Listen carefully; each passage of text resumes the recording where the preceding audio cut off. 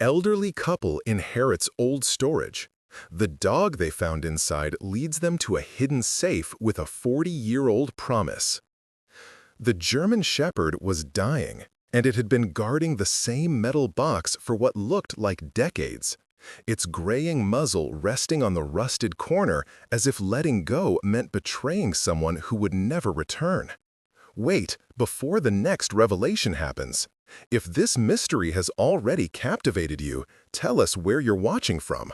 And to make sure you don't miss any unexpected alliances or life-changing discoveries, subscribe and join our circle. The game is about to change. Now, back to the scene. Margaret Chen stood frozen in the doorway of Storage Unit 247, her husband's Paul's hand gripping her shoulder. The fluorescent lights of the Riverside storage facility flickered overhead, casting shadows that made the scene before them seem almost unreal. The dog, a massive German Shepherd with clouded eyes and a coat matted with dust, hadn't moved when they rolled up the door. It simply watched them with an intelligence that seemed to pierce through the years of abandonment. "Jesus Christ," Paul whispered, his voice cracking. At 73, he'd seen plenty in his life, but this was different. How long has it been in here? The storage manager, a young woman named Tessa with purple-streaked hair, stood behind them, her clipboard trembling in her hands. "The unit belonged to your cousin, Vincent Hartley. He died 6 weeks ago. No next of kin except you. The payment auto-drafted from his account for years. But now—" She trailed off, staring at the dog. "We had no idea. The unit was climate-controlled. The last time anyone opened it was, according to our records, 1984. 41 years. Margaret felt her knees weaken. Vincent. She hadn't thought about him in decades. Her cousin, 10 years older, who'd gone to Vietnam and come back different, quiet, haunted. He'd drifted away from the family, disappearing into the sprawl of Los Angeles, sending occasional Christmas cards that eventually stopped coming. "The dog," she managed. "How is it even alive?" "There's an automatic feeder." Tessa pointed to a sophisticated contraption mounted on the wall, its hopper nearly empty, and a water system, but both are running on fumes now. Maybe a week left, at most. The food supply? Someone must have stocked it heavily at some point, but, she shook her head, I don't understand any of this. Paul took a step forward, and the dog's ears pricked up. It didn't growl, but its body tensed, protective. That's when Margaret noticed what the animal was guarding. A metal box, olive green, military issue, with a combination lock that had been worn smooth by time. Next to it, a photograph in a cracked frame showed a young man in uniform, his arm around a beautiful Vietnamese woman, both smiling at the camera with the kind of joy that seemed to mock the decay around them. "Vincent," Margaret breathed, recognizing her cousin's face from decades past. The dog's tail thumped once against the concrete floor, a weak sound that somehow conveyed both greeting and goodbye. "We need to get it to a vet," Paul said, already pulling out his phone. "Now!" But the German Shepherd made a sound, not quite a whimper, more like a sigh, and its gaze shifted from them to the box beneath its head, then back again. The message was clear. This first, then you can help me. Margaret found herself kneeling without conscious thought, arthritis forgotten, reaching out slowly. The dog watched her approach, those cloudy eyes seeming to measure her worthiness. When her fingers touched the warm fur of its head, she felt it relaxed slightly, as if it had been waiting specifically for this, for family to finally arrive. "What's your name?" she whispered. The dog's collar was old leather, cracked and faded, but the brass tag was still legible. Delta. And beneath that, etched with what looked like a knife point, "Guard it with your life. They'll come for her. VH 1984. Paul read over her shoulder, his breath catching. "Guard what? Come for who?" Tessa shifted uncomfortably. "Look, I need to— There are procedures. We can't just—" "We're taking the dog to a vet," Margaret said, her voice carrying the steel that had gotten her through 47 years of marriage, 3 kids, 2 bankruptcies, and Paul's bout with cancer. "And we're taking whatever's in this unit. It's ours legally, yes?" "Well, yes, according to the will, but—" "Then give us a moment, please." The manager hesitated, then nodded and stepped outside, leaving them alone with the dying dog and 41 years of secrets. Delta watched them with what Margaret could only describe as relief. The dog's breathing was labored, each intake seeming to cost it dearly. How long had it been holding on? And for what? Paul knelt beside her, his knees cracking. The box. Whatever's inside, Vincent wanted it protected. But the lock. "The photo," Margaret said suddenly, reaching for the frame. Delta didn't object as she picked it up, turning it over. Taped to the back was a folded piece of paper, yellow with age, the tape dried and cracking. Her hands shook as she unfolded it. Margaret. "If you're reading this, I'm gone." And Delta finally let someone touch the box. She was trained to wait for family, specifically you. "I know we haven't talked since Mom's funeral, and I know you probably think I disappeared because I didn't care. The truth is harder than that. Inside the box is everything I couldn't face and everything I couldn't let go." Her name was Lynn, the girl in the photo. We married in Saigon 2 weeks before the fall. I got her out on one of the last helicopters, 8 months pregnant with my daughter. But in the chaos at the airport, we got separated. I made it onto the helicopter. She didn't. I spent 40 years looking for them. Every lead, every refugee database, every rumor. I found nothing. Or I found too much. Stories of what happened to those left behind, especially those connected to American soldiers. I couldn't stop searching, but I couldn't survive the searching either. So I put it all in here. The letters I wrote but couldn't send. The photos I couldn't bear to look at. The money I saved for them, just in case. The deeds to properties, documents, anything that might matter if they ever surfaced. Delta is the daughter of the dog I had in Vietnam. We called him Sergeant. When Sergeant died in 2002, I got Delta from the same breeder. I trained her myself. She knows one job. Guard this box until a Chen comes for it. Your maiden name. The name Lynn knew me by, because I told her about you. About the cousin who basically raised me after my parents died. I told her if anything ever happened, find the Chens in California. I need you to open this box and finish what I couldn't. Maybe Lynn is dead. Maybe she gave up and married someone else, built a different life. But maybe, God, Margaret, maybe she's still out there. Or maybe my daughter is. They'd be in their 60s now, if they're alive. The money in the box is yours regardless, but please, please try to find them. Tell them I never stopped looking. Tell them I'm sorry I got on that helicopter. The combination is Mom's birthday. You'll remember. I'm sorry I disappeared. I was drowning, and I didn't want to pull anyone under with me. Your cousin, Vincent. The letter trembled in Margaret's hands. Paul read it over her, and she heard him exhale sharply, saw him wipe his eyes with the back of his hand. Delta made another sound, softer now, almost peaceful. We'll find them, Margaret told the dog, told Vincent, told the ghost of a young man who'd gone to war and lost everything that mattered. I promise. She turned to the box, her mind working through dates. Vincent's mother, her Aunt Helen, had been born in April. April 17th, 1929. She tried the combination 04-17-29. The lock clicked open. Inside, the box was packed with meticulous care. On top was a stack of cash, bills wrapped in plastic, easily $30,000 or $40,000. Beneath that, folders full of documents, property deeds, stock certificates, bank statements. Vincent had been far wealthier than any of them had known.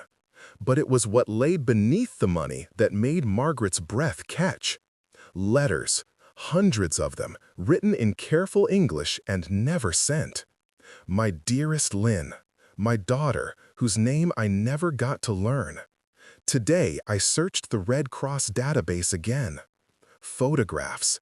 Lynn at different ages, including several Margaret recognized as copies of the one in the frame. But these were pristine, carefully preserved.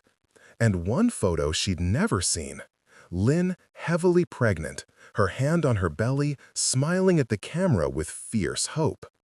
A small wooden box within the larger one containing a delicate jade bracelet, a wedding ring, and a folded Vietnamese áo dye dress, carefully preserved in tissue paper.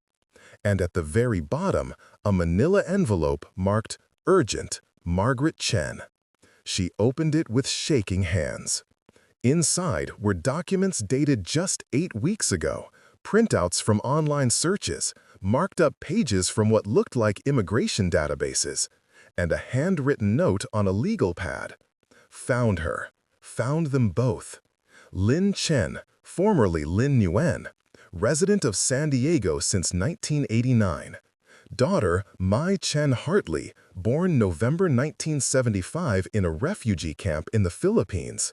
They made it out. I have their address. I was going to drive down next week, but my heart, the doctor says I don't have much time. Margaret, if I don't make it, please, the address is below. Tell them I never forgot. Tell them I tried. Below, in Vincent's shaky handwriting, 2847 Ocean View Drive, San Diego, CA 92106. Paul's hand found hers. He found them. Right at the end, he found them. Margaret looked at Delta, who was watching her with those clouded eyes, and suddenly understood the fullness of the dog's loyalty. Vincent had known he was dying. He'd prepared this box, written the letter, and Delta, smart, trained Delta, had been waiting not just for family, but for someone who would finish the mission. "We need to get her to a vet," Margaret said, her voice thick. "And then we're driving to San Diego." Today? Today. 3 hours later, they sat in the waiting room of Valley Pet Emergency Hospital, the smell of antiseptic sharp in the air. Delta was in surgery. The vet, a kind-faced man named Dr. Patel, had been gentle as he'd explained what they already knew. The dog was old, malnourished despite the autofeeder, and her organs were failing. But she was also stable enough for an IV, some immediate care, and maybe enough time. "Time for what?" he asked. "To finish something important," Margaret had replied. Now, sitting on the uncomfortable plastic chairs, surrounded by the sounds of other people's pet emergencies, Margaret and Paul went through the contents of the box more carefully. The money alone was substantial, close to $50,000. The property deeds were for a small house in Riverside and a plot of land in Oregon. The stock certificates, if they were still valid, could be worth significantly more. But it was the letters that destroyed her. November 3rd, 1975. My dearest Lynn, today I walked past a woman who reminded me of you. Same height, same way of moving. I followed her for 3 blocks before realizing what I was doing. I'm going crazy here. The embassy says they have no record of you in any of the evacuation databases. But those days were chaos. People got missed. People fell through the cracks. You can't be just gone. January 19th, 1980. To my daughter, I don't know your name. I don't know if you look like me or your mother. I hope you have her eyes. I hope you're alive. I hope your mother found a way to keep you safe. I've saved $10,000 for you now. It sits in a bank account under a trust. It'll never be able to activate without proof you exist. Everything I am goes into this search. April 17th, 1989. Lynn, I saw on the news that more refugees are settling in California. The program that brings families over from the camps. Are you among them? Do you hate me? You should. I got on that helicopter. I was supposed to protect you, and I let them pull me away. You screamed my name. I can still hear it over the rotors. December 25th, 2003. Merry Christmas to ghosts. I'm 58 now. My heart is starting to show the strain of a lifetime running. Maybe that's fitting. I let Sergeant die last month. He was 15, ancient for a shepherd. Got Delta as a puppy, training her to guard what I can't. Margaret, if you're reading this, I'm sorry. I was supposed to be at your daughter's wedding. I was supposed to be family. But I couldn't face you all, knowing what I'd lost, what I'd failed to protect. Margaret wiped her eyes. Paul's arm around her shoulders was the only thing keeping her grounded. He suffered, Paul said quietly. For 40 years he suffered. And they were alive the whole time? Margaret replied, voice breaking. In San Diego, a 3-hour drive. If we just stayed in touch, if I'd pushed harder to find him. You can't do that to yourself. Can't I? She looked at him, tears streaming freely now. He was my cousin, practically my brother, and I let him disappear because it was easier than dealing with his trauma. A nurse appeared. Delta's out of surgery. Dr. Patel wants to talk to you. They followed her to a consultation room, where the vet waited, his expression carefully neutral. She's stable, he said immediately, and Margaret felt her lungs expand. But I'm going to be honest with you. She's 14 years old, severely malnourished, and has significant organ damage. With intensive care, I can buy her maybe a week, maybe 2. She's a fighter, but her body is giving out. Can she travel? Margaret asked. Dr. Patel blinked. Travel? Where? San Diego, about a 3-hour drive. He frowned, clearly wanting to object, then seemed to see something in their faces. Not today. She needs 48 hours of IV fluids, medication, rest, and even then, it's risky. May I ask why this is so important? Margaret told him. Not everything, but enough. About Vincent, about the dog's mission, about the address in San Diego, and the family that didn't know they'd been searched for over 4 decades. When she finished, Dr. Patel was quiet for a long moment. Then he nodded. 2 days. I'll do everything I can to stabilize her for the trip. But you'll need to take it slow, and I'm sending you with emergency medications. If she starts declining, you call me immediately. Thank you, Paul said. Can we see her? Margaret asked. They let them into the recovery area. Delta lay on a padded table, IV lines running into her leg, her breathing steadier now but still labored. When Margaret approached, the dog's tail thumped weakly against the table. Hey girl, Margaret whispered, stroking the soft fur between Delta's ears. You did good. You kept your promise. Now let us keep ours, okay? Just hang on a little longer. Delta's tongue licked her hand once, a gesture of trust and exhaustion.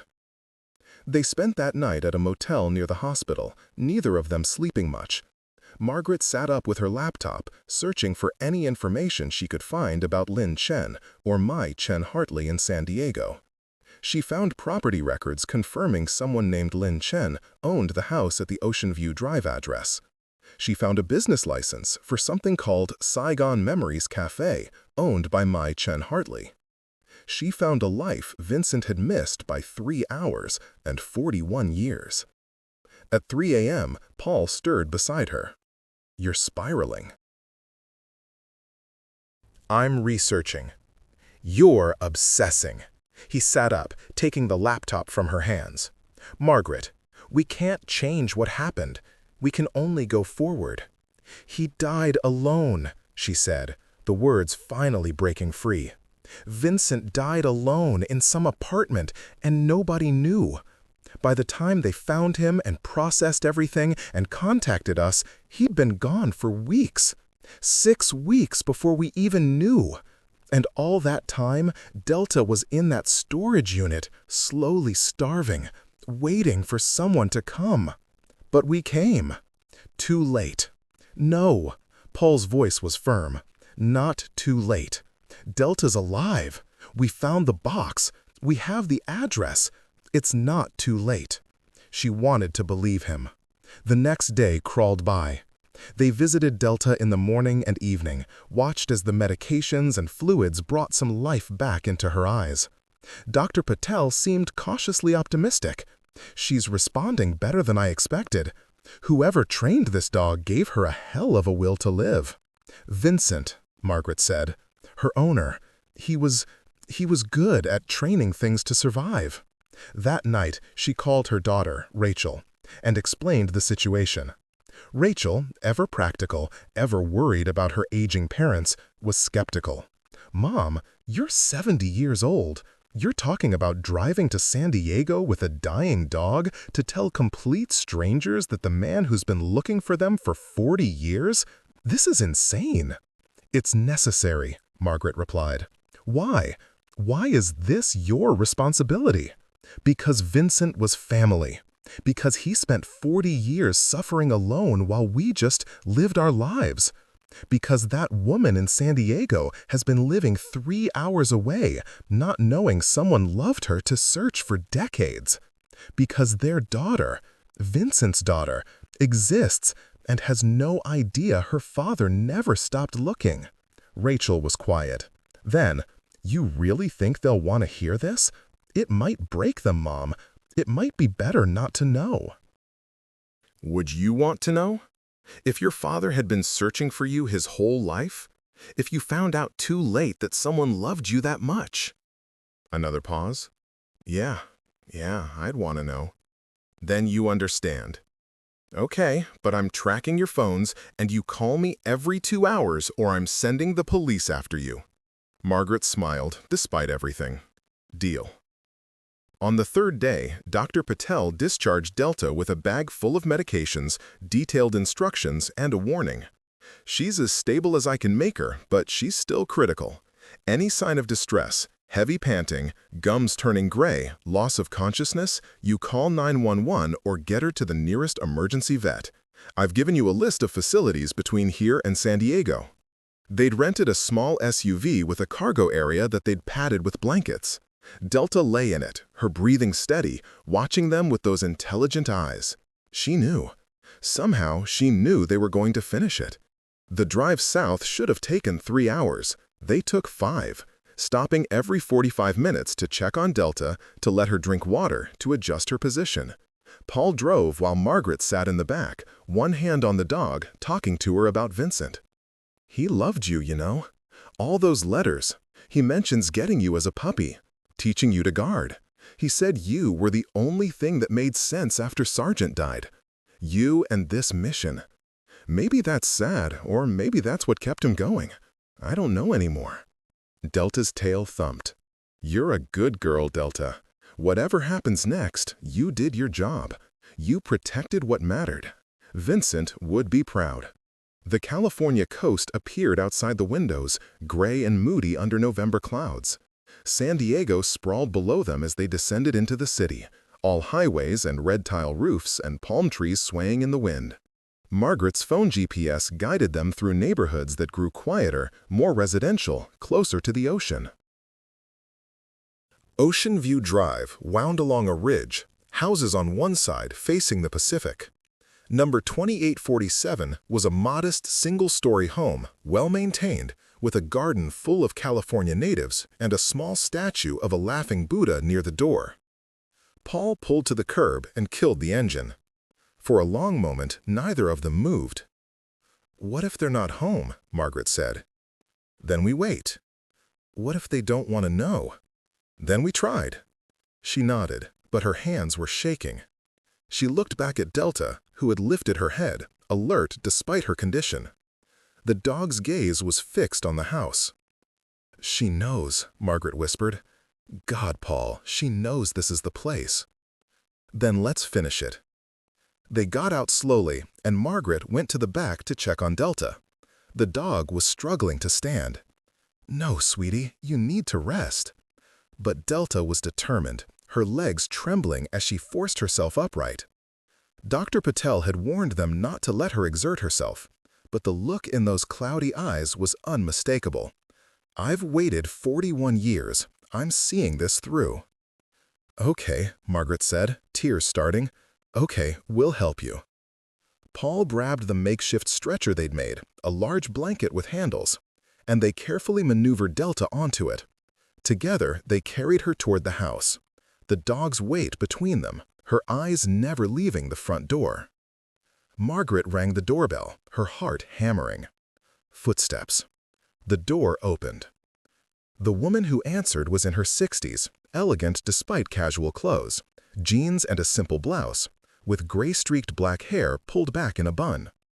Her face was older, lines worn by time and experience, but Margaret recognized her immediately from the photographs. The same high cheekbones, the same intelligent eyes. Lynn. The woman looked at them with polite confusion. Then her gaze dropped to Delta, and something changed in her expression. Her hand went to her throat. "I'm sorry to disturb you," Margaret began, her voice shaking. "My name is Margaret Chen. This is my husband, Paul. We're looking for Lin Chen, formerly Lin Yuan." The woman's face went pale. "I am Lin. How do you—" Her English was excellent, but accented, shaped by decades of life in America, but rooted in Vietnam. Then her eyes went back to Delta, and her next words came out as a whisper. "That is a military dog. German Shepherd. Like Sergeant," Margaret finished. "This is Delta. She belonged to Vincent Hartley." Lynn's legs seemed to give out. She grabbed the doorframe, and Paul moved quickly to steady her, but she waved him away, her eyes now locked on Margaret. "Vincent? You said Vincent Hartley? You know Vincent? I'm his cousin. He passed away 8 weeks ago." The sound Lynn made wasn't quite a cry, more like the air being forced from her lungs. She slid down the doorframe to sit on the threshold, one hand over her mouth, tears streaming instantly. "No," she breathed. "No, we were just going to. Mai and I, we were planning to." She looked up at Margaret, devastation plain on her face. "We found him. 2 months ago, we found him. We hired an investigator, and we found him in Riverside. We were going to go see him next week, after Mai's daughter's birthday party. We were finally going to—" The words dissolved into sobs. Margaret felt the world tilt. They'd found each other. At the very end, separated by weeks and a 3-hour drive and the cruelty of timing, they'd found each other. "Mom?" A new voice. A woman appeared behind Lynn, younger, maybe late 40s, with Vincent's nose and jaw, but her mother's eyes.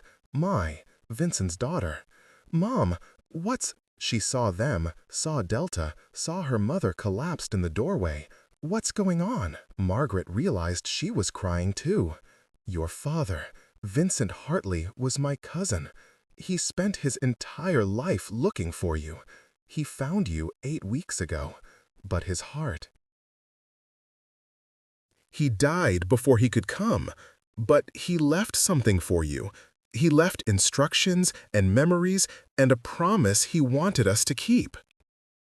Mai stared at them, processing, then knelt beside her mother. "You're saying our investigator was right? Vincent Hartley, former serviceman, Riverside, California? That was really my father?" "Yes." "And he's dead?" "Yes." "And you're here because—" Paul spoke for the first time. "Because he spent 41 years in a storage unit trying to find you, and because his dog has been guarding a box full of everything he wanted to give you but couldn't, and because we promised we'd finish what he started." Lynn looked up at him, then at Delta, and suddenly she was moving, crawling forward on her knees to the stretcher. "Sergeant," she whispered, reaching out with shaking hands. "Vincent Sargent?" "Sargent's daughter," Margaret said, "trained by Vincent to guard the box until family came." Delta, who had been still as stone, suddenly whimpered, a sound of recognition, of completion. Her tail thumped once against the blanket, and then she stretched her neck forward and licked Lynn's outstretched hand. The sound Lynn made then was beyond words, a keening that held 41 years of grief, of hope, of wondering. She buried her face in Delta's fur, and the dog, who had guarded Vincent's secrets with her life, finally relaxed. "I never forgot," Lynn said into the dog's coat, voice muffled but clear. I told her every day, your father loved us. He didn't abandon us. He got on that helicopter because they forced him. I saw him fighting them. I saw him screaming my name. I never blamed him. Vincent, I never blamed you." Mai had tears streaming down her face. "Mom." 41 years, Lynn continued, pulling back to Margaret. 41 years I wait, and I hope, and I search when I have money for searching. We come to America in 1989, me and my daughter he never meets. We escape the camp in the Philippines. We get on a plane. We come to California because I remember he says he is from California. I think maybe I find him. But America is so big, and Hartley is such a common name, and I have no family name for him, no city, nothing but California and somewhere near Los Angeles. He was in Riverside, Margaret said, an hour from LA. He was looking for you too. He never stopped. Show me, Lynn said fiercely. Show me proof. Show me he really searched. Margaret looked at Paul, who went back to the SUV and retrieved the metal box. They'd brought everything, the letters, the photos, the documents, the money. He carried it to the doorway and set it down gently. "This is what Delta was guarding," Margaret said, opening it. And then she began to take things out one by one. The letters, hundreds of them, dated across decades. The photos of Lynn, carefully preserved. The jade bracelet and wedding ring, the Audai dress, the documents showing Vincent's searches through databases, his contacts with refugee organizations, his advertisements in Vietnamese American newspapers. With each item, Lynn's hands shook more. Mai held her mother, both of them staring at the accumulation of a lifetime's devotion. "He wrote to you," Margaret said softly, "every year, sometimes every month. He just had nowhere to send them." Lynn picked up one letter at random, dated 1992, and read it aloud, her voice breaking on every other word. "My dearest Lynn, Mai is 17 now, if I counted right. Is she smart like you? Stubborn like me? I imagine her graduating high school. I've saved $50,000 for her college. It sits in an account I can't access until I have proof she exists, until I can name her as beneficiary. Every dollar I make goes into that account or into the search. I don't need much. I live simply. Everything else is for you both, waiting for a miracle I'm starting to think will never come. But I can't stop." "How can I stop looking for my own heart?" Mai made a sound like something inside her was breaking. He didn't know. We were here, and he didn't know. "He found you at the end," Margaret said. "Look." She handed over the envelope with Vincent's final notes, the printouts showing he'd located them, the address written in shaky handwriting. Lynn read it, then looked up at the house around them, the realization dawning. He died knowing we were here? He died knowing you were alive, that you'd made it, that you'd survived and built a life. "Did he," Lynn's voice cracked, "did he die alone?" Margaret wanted to lie. She wanted to say something comforting, but she owed them the truth. Yes, in his apartment. He had a heart attack. They found him a few days later. Lynn closed her eyes, and Mai pulled her mother closer. "But," Margaret continued, "he knew you were alive. That was his last thought. Not loneliness, but relief. You made it." They sat there on the threshold, an elderly couple from Riverside and a Vietnamese family in San Diego, connected by a man who died searching and a dog who'd been trained to bridge the gap. Delta lay between them, her breathing growing shallower. "We need to get her to a vet," Paul said quietly. "She's declining." But Lynn shook her head, her hand still on Delta's fur. "No, she came here to finish her job. Let her rest. She earned it." Margaret understood. Delta had held on for this, for the moment when the box reached the people Vincent had spent his life trying to find. The mission was complete. Mai disappeared inside and returned with a soft blanket and a bowl of water. They made Delta comfortable right there, on the threshold between the old life and the one they were beginning to discover. Over the next hours, they talked. Lynn told them about the fall of Saigon, how she and Vincent had been separated in the chaos at the airport, how she'd screamed his name as the helicopter lifted off with him inside. How she'd given birth to Mai in a refugee camp in the Philippines, alone except for other desperate people, and how she'd named her daughter Mai because it meant tomorrow in Vietnamese, the future Vincent would have wanted.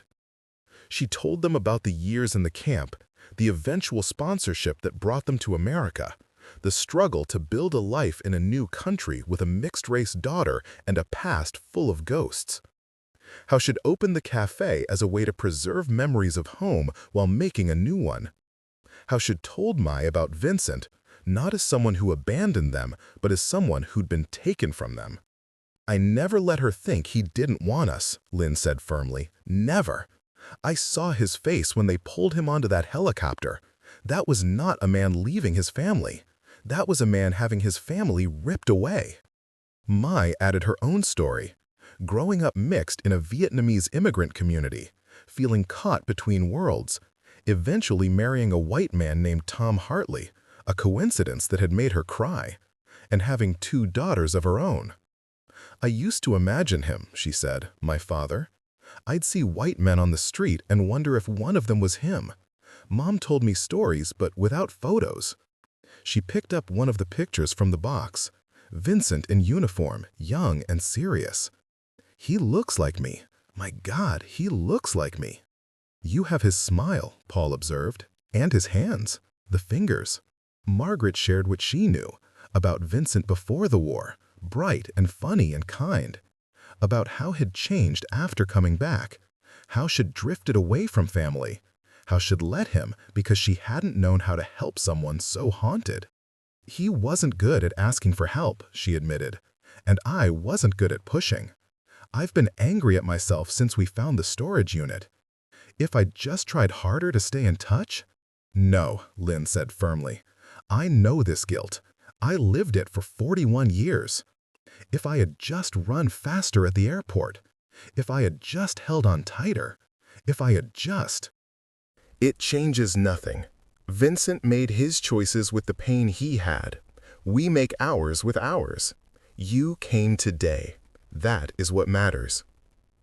As the afternoon wore into evening, Delta's breathing became more labored. They'd called Dr. Patel, who'd offered to drive down, but Lynn had refused. She is dying where she needs to die, at the end of her mission. This is kindness, not cruelty. Mai's husband Tom arrived home with their teenage daughters, shocked to find the scene on their doorstep. More explanations, more tears, more revelations. The girls, Vincent's granddaughters, who'd never known existed, sat with Delta, stroking her fur, crying for a grandfather they'd never meet and a dog who'd been loyal beyond reason. As sunset painted the sky orange and pink, Delta took her last breath. It was peaceful, surrounded by the family she'd been trained to find. Lynn had one hand on her head, Mai the other, and Margaret held her paw. "Good girl," Margaret whispered. "You did it. You brought us all together. Rest now." The dog's eyes had already gone cloudy beyond sight, but her tail thumped one final time against the blanket before going still. They buried Delta in Lynn's garden that evening, all of them digging together, Paul and Tom doing most of the heavy lifting, while the women and girls prepared the site with flowers and stones. They wrapped her in the blanket from the stretcher and placed Vincent's photo, the one of him with Lynn, in the grave beside her. "They're together now," Mai said, crying freely, Dad and his dog. Tom, who'd been quiet through most of this, spoke up. "I'm going to make a headstone, a proper one. What should it say?" Lynn thought for a moment, then, "Delta, 2011-2025. She kept her promise." "And Vincent?" Margaret asked. "What about a stone for him?" "We bring him here," Lynn said decisively.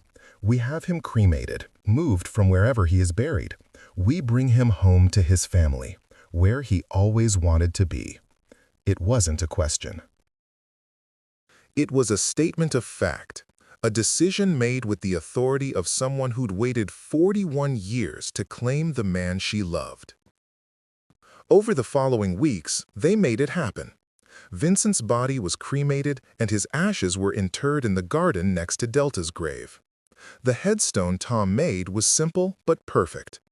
Vincent Hartley, 1945-2025. Beloved husband, father, cousin. He never stopped searching. Now he is found. The money from the storage unit, all of it, went to Mai and her daughters. The property deeds were transferred. The stock certificates, which turned out to be worth significantly more than expected, became college funds for Vincent's granddaughters. But more important than the money was what they found in each other. Margaret and Paul became fixtures in the San Diego house, driving down every few weeks for dinners and holidays. Lynn and Margaret formed a bond forged in shared grief and vicarious love, both of them having known Vincent in different ways, both of them having lost years they could have had together. Mai dove into her father's letters with an intensity that worried her mother at first. But Tom understood. "She's getting to know him," he explained to Lynn. "All the years she wondered about him, now she gets to hear his voice." The Vietnamese-American community in San Diego, hearing the story, rallied around them.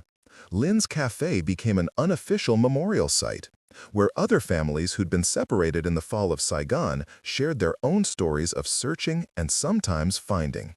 Mai started a nonprofit, funded by Vincent's money, to help connect Vietnamese families still looking for loved ones lost in the war. Rachel, Margaret's daughter, met Mai, and they became close, cousins by blood and by choice. Their families blended, creating something new from the fractured pieces of the past. On the one-year anniversary of Delta's death, they held a small ceremony in Lynn's garden. All of them were there, Margaret and Paul, Lynn and Mai, Tom and the granddaughters, Rachel and her family. They planted a tree between the graves, a flowering cherry that would bloom pink every spring. Mai read from one of Vincent's letters, chosen by Lynn. "I used to think love was about being together. Now I understand it's about the trying, the searching, the refusing to give up even when everything says you should. Love isn't the happy ending, Lynn. It's the 40-year search. It's every day I wake up and choose to believe you're alive somewhere. It's every database I check, every lead I follow, every dollar I save for a reunion that might never come. If love is measured in effort, then I have loved you more than most people love in 10 lifetimes. And if you're reading this somehow, if you found these letters after I'm gone, know that every word was worth it. Every year of searching was worth it. Because you were real, our daughter was real, and that love was real. That's enough. That has to be enough." Lynn was crying, but smiling too. "It was enough," she said to the graves. "My love, it was always enough." That evening, they sat in Lynn's living room, looking through more of Vincent's photos. They'd found dozens they hadn't seen before, including some from Vietnam that showed a younger, happier version of the man they'd all known or missed.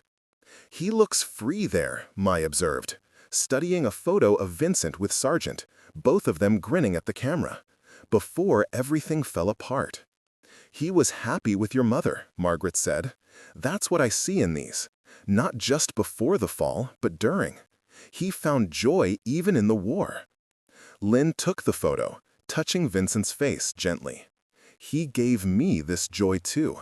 My exists because of the happiness we stole from that terrible place. She is proof that love survives even when everything else burns. Paul, who'd been quiet, spoke up. I've been thinking about something. Vincent spent all that time searching, and you spent all that time surviving and building a life. You were both doing what you needed to do. Neither of you gave up on the love. You just expressed it differently. What do you mean? Mai asked. He searched, Paul explained. That was his way of loving, actively looking, refusing to accept that you were lost. But you, Lynn, you survived. You raised Mai alone, built a business, made a home. That was your way of loving, creating the life Vincent would have wanted for you both. You weren't waiting for him to rescue you. You were building something worthy of reunion. Lynn considered this, then nodded slowly. Yes, I think you are right. I could not search the way he could. I had a baby, no money, no English. But I could survive. I could make sure our daughter knew her father's love even without meeting him. This was my way. And in the end, Margaret added, you both succeeded. He found you, even if he didn't live to see you. And you built a life so strong that when he was found, you could absorb the shock and the grief without it destroying you. Mai wiped her eyes. I used to be angry sometimes. Growing up, when things were hard, I'd be angry that my father wasn't there. Mom would tell me it wasn't his fault, but I didn't understand. I thought, if he really loved us, wouldn't he have found a way? And now? Tom asked gently. Now I understand that he tried harder than most people would. He gave up everything, every chance at happiness, every opportunity to move on, because he refused to believe we were gone.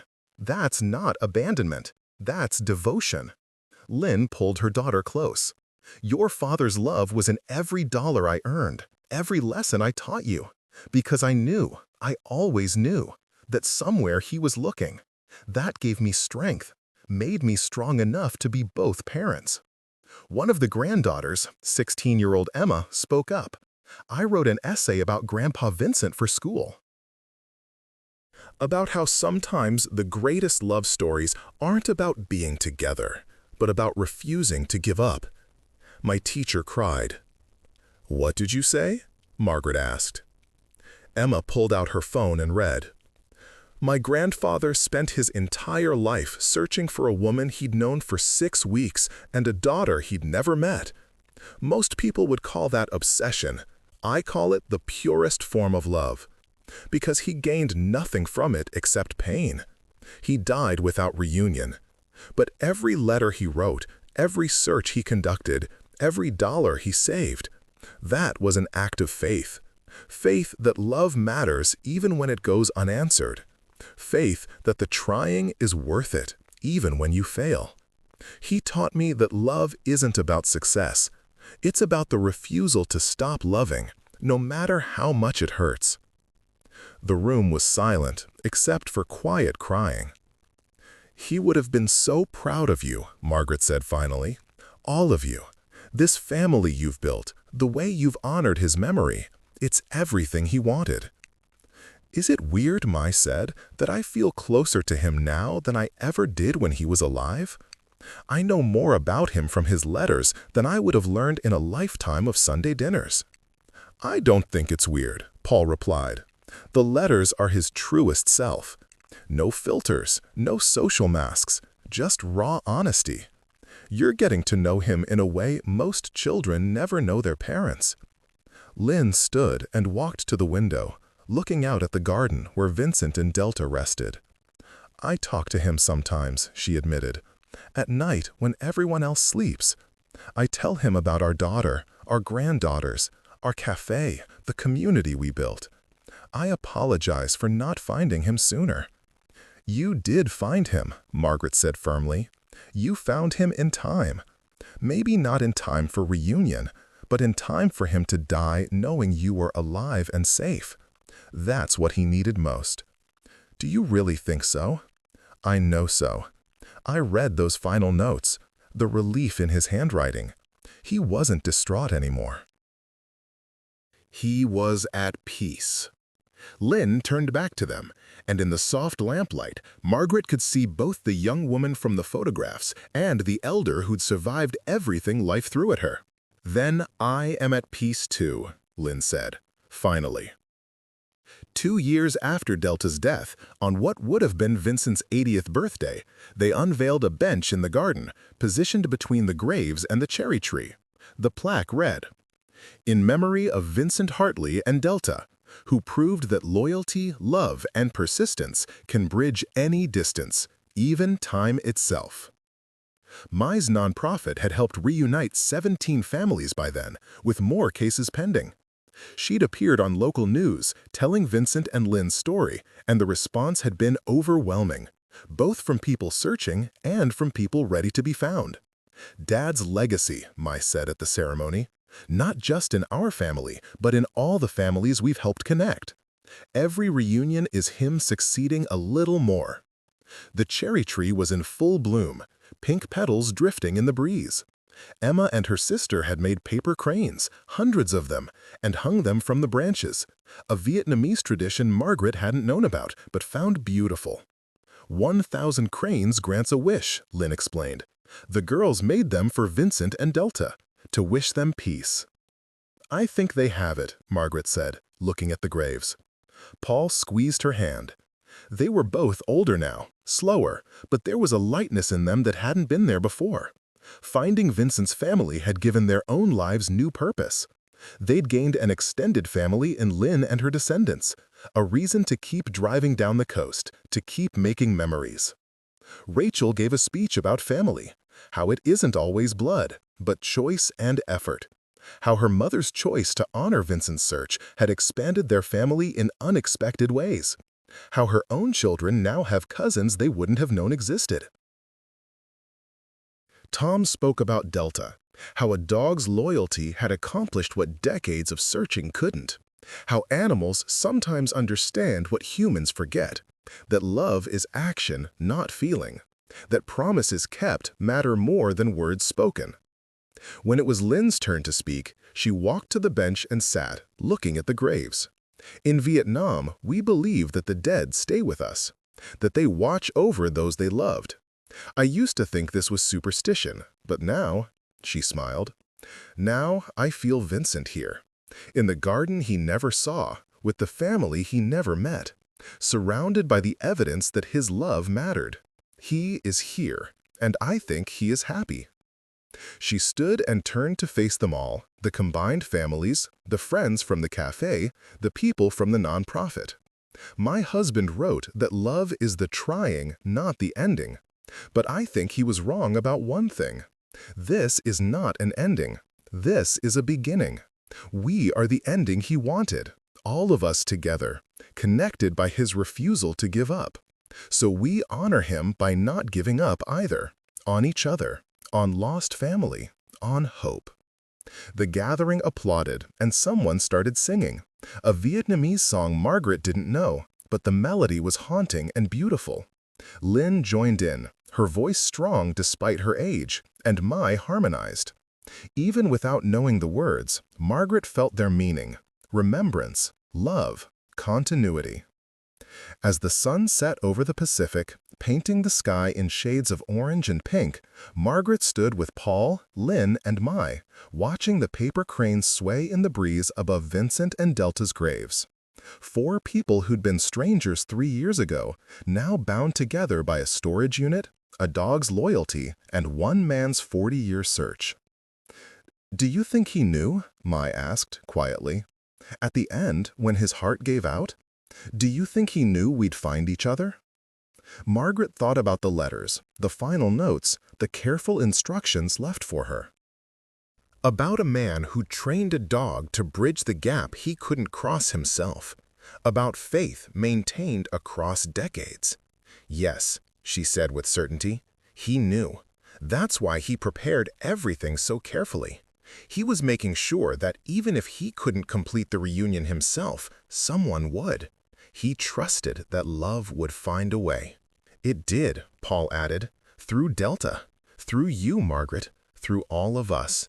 Through him, Lynn corrected gently. Vincent is the way. We are just walking the path he made. Mai hugged her mother, then reached out to pull Margaret and Paul into the embrace. They stood there, 4 people holding each other in a garden where a man and his dog rested, having finally brought together the family they died protecting. The cherry blossoms fell like snow, pink petals catching in their hair and on their shoulders. Emma took a photo, one that would later hang in Lynn's cafe and in Margaret's home and in Mai's nonprofit office. 4 people, 3 generations, connected by love that refused to die. Vincent Hartley had spent 41 years searching. In the end, his search had found not just the family he'd lost, but created a new one from those who'd been willing to honor his devotion. The storage unit, the dog, the letters, they were all pieces of a message that had finally been delivered. Love persists. Love matters. Love wins. Even when it takes 41 years. Even when it requires a dog's loyalty and a stranger's compassion. Even when the lovers never reunite. Because reunion isn't always about the 2 people who started the journey. Sometimes it's about all the people brought together by witnessing that kind of devotion. Sometimes the greatest love stories create ripples that connect souls who never knew they needed connection. Vincent and Lynn never got their happy ending, but their daughter did. Their granddaughters did. Margaret and Paul found new purpose. Families separated by war found each other because of Mai's nonprofit. Countless lives were touched, improved, transformed by one man's refusal to stop searching. That night, after everyone had gone home, Lynn sat alone in her garden, a cup of tea growing cold in her hands. She spoke to the graves, her voice soft but clear. "Vincent, I tell you every night, but tonight I want to say it one more time. Thank you for loving us enough to search. Thank you for the 41 years you gave to hope. Thank you for training Delta, for leaving the letters, for finding Margaret. Thank you for making sure our story didn't end in that airport." The wind rustled the cherry tree, and a few late petals fell. "I love you," Lynn continued. "I loved you in Saigon. I loved you in the camps. I loved you through 41 years not knowing if you survived. I loved you when we found you were already gone. And I will love you in whatever comes after this life. You are my husband. Mai is our daughter. This family is our legacy. You did not fail. You succeeded in ways you never imagined." She stood, bowed to the graves in the traditional way, and walked back inside, where through the window she could see Mai and Tom laughing at something on Mai's laptop, where she could hear her granddaughter's music floating from upstairs, where life continued in all its messy, beautiful complexity. Vincent's search was over, but the love that had fueled it would never end. It would echo through generations, through the nonprofit's work, through the stories told and retold, through the cherry tree that would bloom every spring, dropping its petals like prayers over the graves of a man and his dog who'd proven that loyalty transcends time, death, and even the cruelty of separation. In the garden, if you listened carefully, you might hear the ghost of a tail thumping against stone, a satisfied sound of mission accomplished and promises kept. Delta and Vincent rested together, their search complete, their family finally whole. And in the house, in the city beyond, in the lives they'd touched and the futures they'd shaped, their love continued its work, connecting, healing, proving that the greatest power in the universe isn't time or fate or even death. It's the choice to keep loving when every reason says to stop. It's the 40-year search. It's the dog who guards what matters. It's the family who honors the journey by walking it together. Vincent Hartley found his family in the end, and in finding them, he taught everyone who knew his story what love really means. Not possession, not presence, but persistence. The cherry blossoms would fall every spring, marking time's passage. But the story, the search, the loyalty, the reunion that transcended death, that would live forever.